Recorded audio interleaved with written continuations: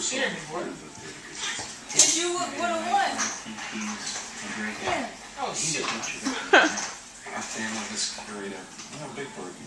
I think that burden was significantly lessened for us by Gary's kindness, by his willingness to separate between the family and the person who hurt him. He can acknowledge that my mother and I loved Ted deeply, despite what he's done. And on this visit, it was David's mother's turn to acknowledge what Gary had done. This is Gary. I'm doing well. How are you? I'm grateful to you for being incredible generous. Oh, no. Thank you. Oh, thank you. Very, very much. No, that's not a problem. Thanks for having me.